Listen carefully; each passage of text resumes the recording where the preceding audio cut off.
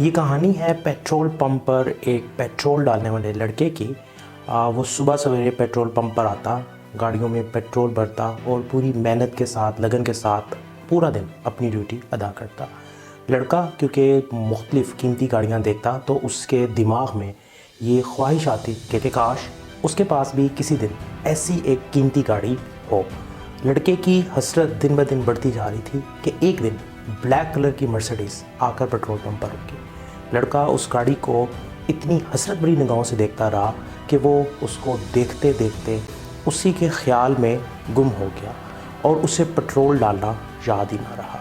گاڑی کے مالک نے گاڑی کا دروازہ کھولا اور آ کے لڑکے کے کندھے پر ہاتھ رکھا اور وہ اچانک سے چونک گیا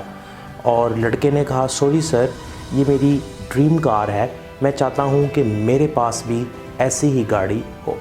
لہٰذا میں اس کے خیال میں گم ہو گیا تھا۔ تو گاڑی کا مالک اس لڑکے کے اس خواب سے کافی متاثر ہوا۔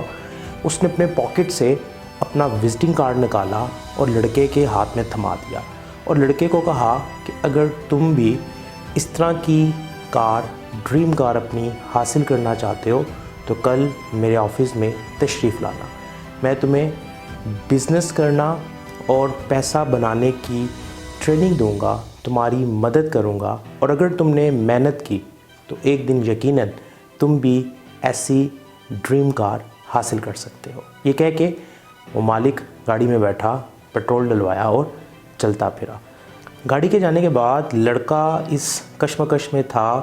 کہ وہ اس شخص کو تو جانتا ہی نہیں ہے اور پھر نہ جانے کیوں اس شخص نے مدد کے لیے اپنا کارڈ دیا۔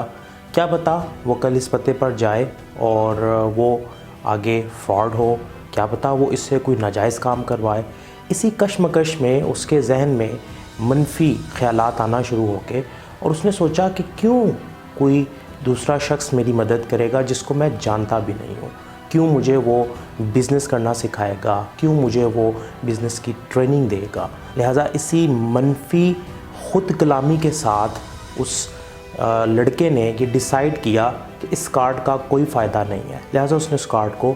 پھینک دیا اور وہ گاڑیوں میں پیٹرول بھرنے کے کام پر دوبارہ سے مصروف ہو گیا۔ وقت گزر گیا اور کچھ دن گزرنے کے بعد وہ لڑکا اس گاڑی کو بھی بھول چکا تھا اور اس کارڈ کو بھی بھول چکا تھا۔ 4 سال گزر گئے۔ 4 سال کے بعد دوبارہ سے ویسی ہی ایک بلیک مرسیڈیز اس پمپ پر آ کر رکی۔ اس دفعہ پھر وہ لڑکا عادتاً اس گاڑی کو دیکھنے میں اتنا گم ہو گیا کہ اسے یاد ہی نہ رہا کہ اس نے گاڑی میں پیٹرول ڈالنا ہے۔ گاڑی میں سے گاڑی کا مالک نکلا اور اس نے اس لڑکے کو مخاطب کرتے ہوئے کہا کہ تمہیں یاد ہے 4 سال پہلے یہاں پر ایک بلیک کلر کی مرسیڈیز آئی تھی اور اس کے مالک نے تمہیں اپنا وزٹنگ کارڈ دیا تھا جسے تم نے بڑی پتہ نہیں کیا سوچ کر پھینک دیا، اور میں بھی اس پمپ پر صفائی کا کام کر رہا تھا۔ میں نے وہ کارڈ اٹھایا اور میں نے سوچا کیوں نہ اس موقع کو آزمایا جائے، اس موقع کو ہاتھ سے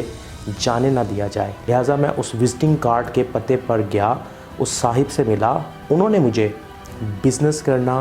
اور پیسے بنانے کی سائنس سمجھائی، انہوں نے مجھے ٹریننگ دی، میری مدد کی،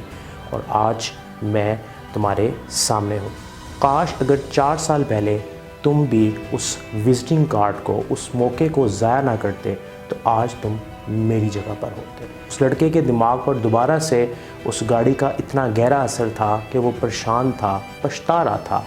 لہٰذا گاڑی کے مالک نے کہا کہ ابھی بھی اگر تم چاہو تو یہ میرا وزٹنگ کارڈ ہے، کل تم میرے آفس آنا، میں تمہیں پیسہ بنانے کی سائنس کے بارے میں ٹریننگ بھی دوں گا، تمہاری مدد بھی کروں گا۔ سو ویورز، ہماری زندگی میں بھی کچھ